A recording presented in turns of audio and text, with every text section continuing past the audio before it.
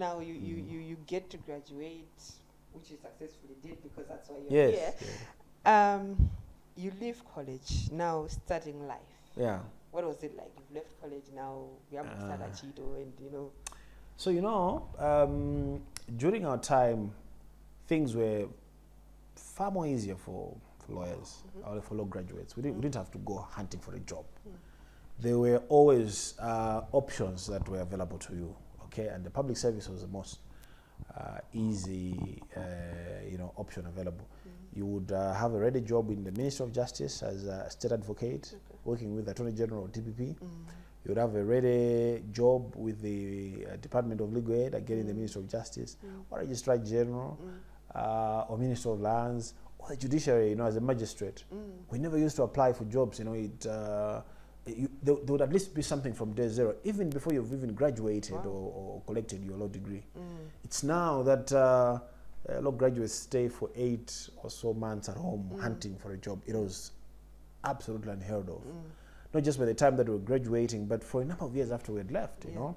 So I had made up my mind that I was going to go to the legal aid department because I thought, I would see court action, pretty quickly compared to the other appointments. But also because eventually I saw myself managing my own practice. So I thought that maybe being in the Attorney General's or DPP's chambers wasn't going to sit well with that. But I think the legal aid gives you a snapshot of what private practice would be all about to some extent, anyway. So that's where I started from, at Shida Building. The legal aid department has now transformed into the legal aid bureau, but they're still where we were when I joined in 2009. Yeah, great. So now, the transition from legal aid, did you go to practice at other firms after that? Yes, yes. So after 2 years at legal aid, I secured a job with Wilson Morgan. It's a private practice in Blantyre. I was there for 2 years. Then he worked with a Tembenu Masumba and Co. About 8 months, 2013. When they were recruiting me at Tema Chambers, so Tembenu Masumba and Co. I told them that I was in the process of finalizing my postgraduate studies. I'd already secured a place. I think I was in the process of working through my scholarship application. So it came through in 2013, and the British government gave me a Chevening scholarship. So 2013 September I left for England to read for my second degree. What did you study particularly for you? International economic law. Okay. Yeah. So I was there for 12 months, came back in 2014. What was it like coming back after masters? I know it's okay. I'm giving you a perspective from other fields, not particularly law, but there's this tendency where when people come back, they're now struggling, trying to find a job again after coming back. What was it like for you, or is it also easy as a lawyer that you just come back from your masters? Ordinarily it shouldn't be difficult. Okay, for me, the difficulty was that I think I've spoken about this for quite a while. I probably need to stop because I don't want people to think that I'm bitter, because I'm not. But there was something that happened with my former employers. I took leave of them. I didn't just disappear with them. All right, I told them I'm going to study, and then I left with their blessings, and I was assured that I would come back to the firm. But a lot of things can happen in 12 months. I think there was a change of heart somewhere, and when I had flown in back from my studies, I realized I didn't have a job. That they had told me when I was when I was telling them that I want to be. So I had taken the flight out of Heathrow. I think that was on the 5th of September to land in Malawi on the 6th, which was a Saturday. And then I was like, the next Monday I want to be in office. So I sent them an email a few days before I left, only to realize when I landed that they'd sent me an email while I was in transit that we can't have you back here.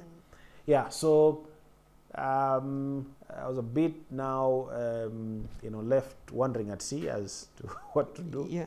The options I had was, so it's either I could have set up my own law firm, The problem was I didn't have anything. I didn't have money. I didn't have, I didn't have any client. I didn't have a plan. Then the second option was to look for a job. All right, and I had a job available almost immediately, because when I told colleagues that I was stranded, I didn't have a job. The president of the Law Society at that time said, "Okay, we're looking for an executive director. Would you be interested in coming to work for us as an executive director?" And I had seriously looked at that possibility. I sat down with I think the treasurer of the Law Society, who then later on became is president, John Suzibanda.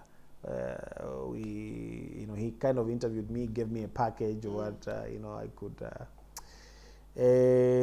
And then there was also a possibility that some other law firm could offer me a job in Blantyre. One of the associates there had said, if you're interested, I could go and talk to the partner and put in a good word for you if you're interested.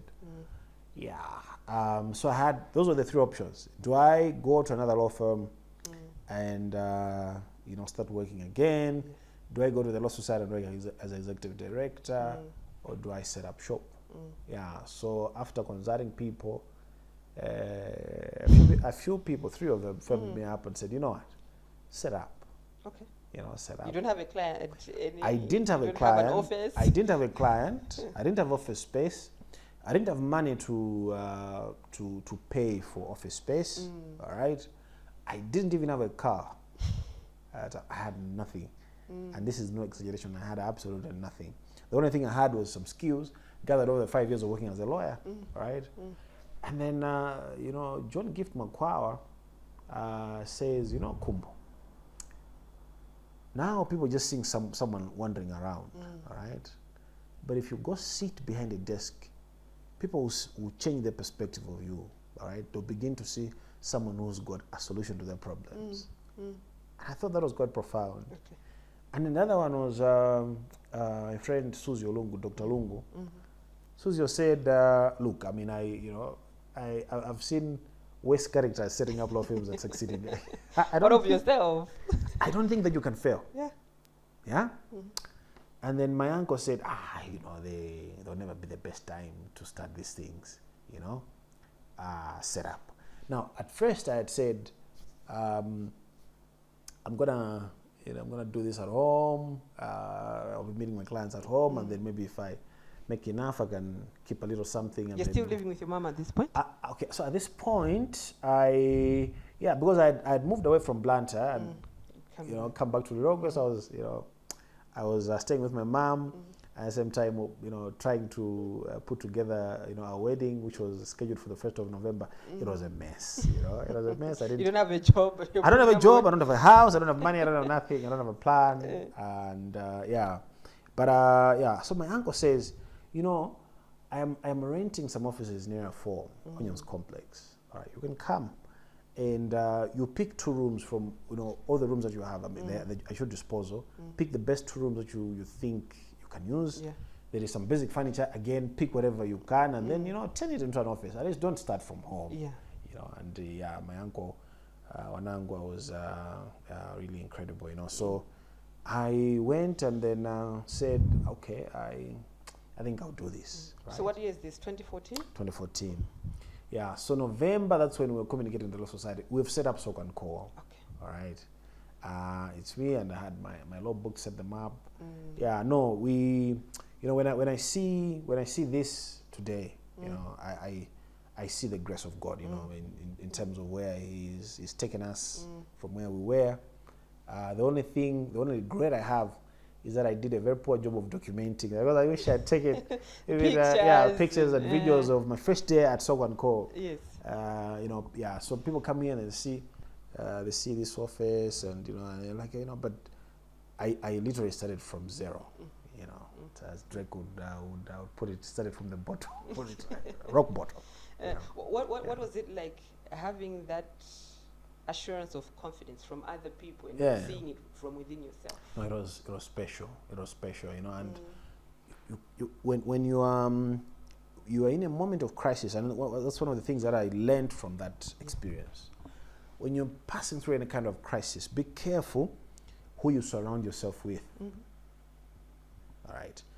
Even if you go to the Bible, you know, Job, it was quite incredible the kind of things people were telling him when he was in crisis. You know, others were actually encouraging him to curse God.